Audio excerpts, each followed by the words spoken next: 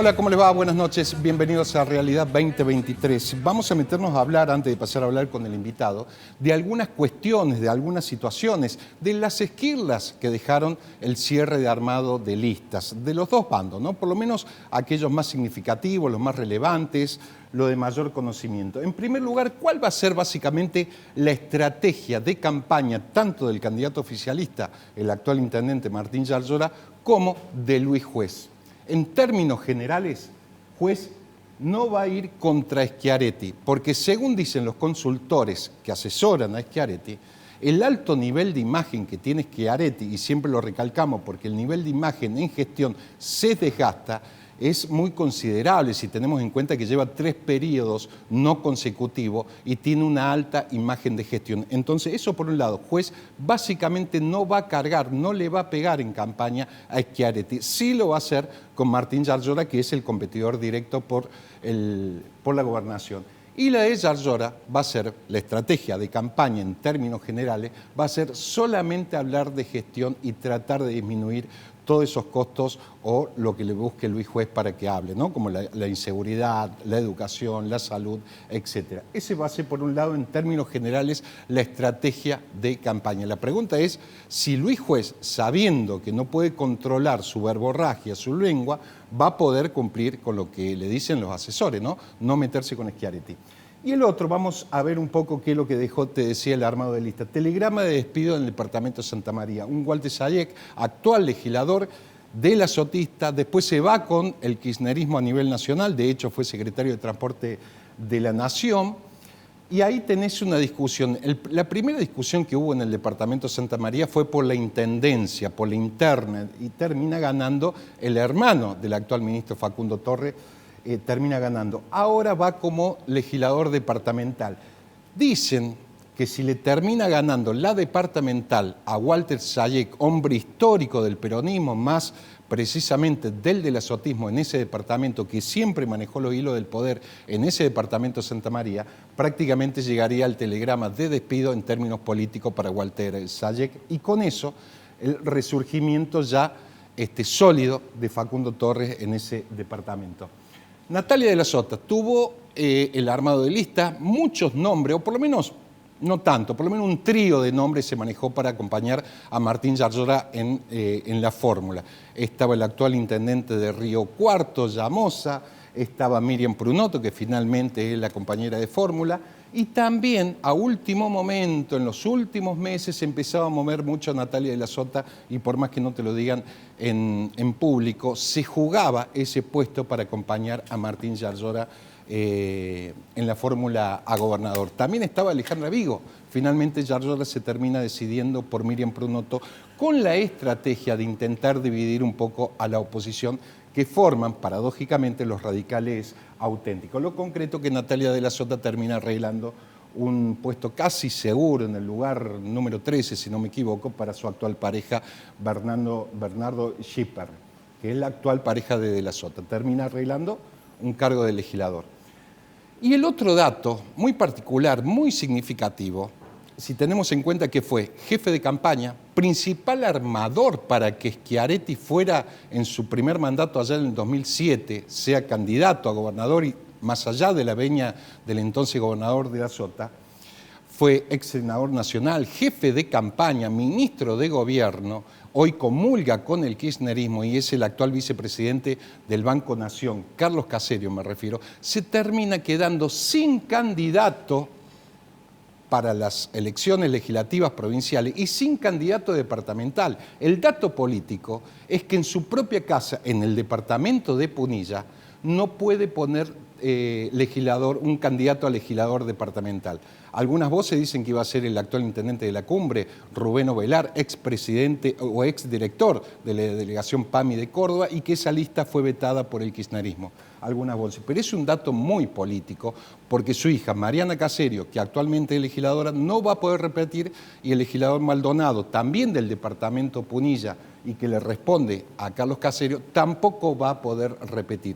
Entonces estamos diciendo que el dato político es que el principal armador del kirchnerismo hoy, prácticamente hoy, las fotos en política siempre es hoy, se queda sin legislador y con eso por carácter transitivo, sin poder político, por lo menos en ese valle. Vamos a la siguiente placa. Schiaretti. Muchos yalloristas le empezaban a susurrar en la oreja a Martín Yallora por qué había puesto tantos legisladores que le responden al binomio Alejandra Vigo y su esposo Schiaretti. Lo concreto es que si, o en un eventual gobierno de Martín Yallora, la mayoría de los legisladores que le van a responder al oficialismo van a ser del riñón político de Schiaretti y Alejandra Vigo. Y esto tiene toda una explicación. En términos políticos yo te puedo apoyar para que ganes, pero el control no lo vas a tener total. Y ya se lo hizo de la Sota ya en el 2007 a Schiaretti en el primer mandato. Cuando Schiaretti gana las elecciones polémicas, por cierto, te acordarás con la disputa con Luis Juez, la mayoría de los legisladores eran de la sotista. Palabras más, palabras menos. Vas a ser el candidato a gobernador, eventualmente gobernador, pero el control básicamente de uno de los tres poderes le va a responder a Schiaretti y a Alejandra Vigo. Esto por un lado. Y la otra molestia que hubo también en el oficialismo tiene que ver con el actual vicegobernador Manuel Calvo, que se jugaba toda la ficha a ser primer candidato en la lista de legisladores, sobre todo por el cargo de vicegobernador. Finalmente termina tercero. Muy molesto, en esos momentos hubo incluso hasta teléfono cerrado por la molestia que le había causado al actual vicegobernador Manuel Calvo de no encabezar la lista que encabeza hoy el actual intendente de Río Cuarto, Juan Manuel Llamosa. Ser el primero, básicamente, es decir, que va a ser la tercera autoridad en la provincia, porque va a pasar a ser, si es que gana, seguramente va a entrar, la tercera autoridad, va a ser el presidente provisional de la legislatura. Si todo sigue como sigue, acuérdate que en política todo puede cambiar. Ese sería el puesto de Llamosa. Molesto, pero finalmente tiene un 80% de posibilidades, o le habrían prometido los operadores de Yallora, que sería un eventual jefe de gabinete o un ministerio parecido a lo que fue la última gestión de Angelos, ¿te acordás? Donde Rodríguez era el ministro coordinador. Lo concreto es que si se da, sería una especie de tercer jefe de ministros del gabinete provincial de la democracia hasta ahora. Lo tenés a Rodríguez, con Angelos, Oscar González, que se lo lleva puesto la problemática y el autoacuartelamiento policial, y sería Manuel Calvo. Vamos a la otra cosita que dejó durante la semana. Bueno, ahí está básicamente cómo quedó el sorteo de las listas. Lectura psicológica posterior a todo esto, que seguramente lo va a poder explicar un especialista, un psicólogo. Dicen que este gran divorcio que existe entre gran parte de la sociedad con la política, cuando no quieren votar, terminan votando a cualquiera de los tres primeros lugares para irse, votar e irse, cumplir con ese compromiso. Esto no quiere decir que sean más o menos. Lo concreto es que hacemos Unión por Córdoba hasta último, pero es toda una lectura psicológica que ya lo vamos a intentar analizar, pero dicen que básicamente ese divorcio que existe entre la sociedad y la clase política hacen que muchas veces terminen marcando a cualquier candidato para cumplir con esa responsabilidad e irse. Vamos a la siguiente imagen que tenemos, y esto también son algunas perlitas que dejó en este caso el armado que se hizo en el Orfeo, con muchísimas polémicas. El día que se atrevan a hablar esos 5 integrantes que conformaban los apoderados para ver quién terminaba siendo candidato en determinados pueblos, etcétera, créanme que va a ser para alquilar balcones.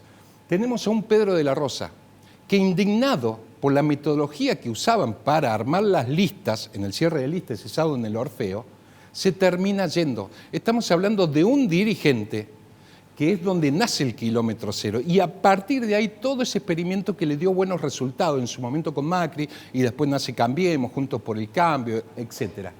Un Pedro de la Rosa que tendría en un eventual gobierno de Luis Juez un cargo muy importante seguramente en el Ejecutivo, pero la principal figura, el autor, el protagonismo del experimento de Juntos por el Cambio, terminó sin nada y muy molesto se fue.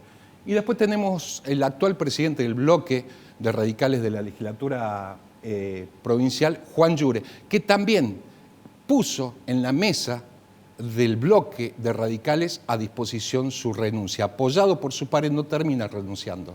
Muy emocionado se refiere a sus pares que no lo han tenido en cuenta. Y claro que algo de razón tiene. Si tenemos en cuenta que fue intendente de la segunda ciudad más importante de Córdoba, presidente del bloque, y terminó al borde de las lágrimas cuando se enteró y puso en sus pares que quería renunciar porque básicamente no ha sido tenido en cuenta para el armado de las listas. Y así hubo un montón de cuestiones esquirlas que dejaron el armado de listas.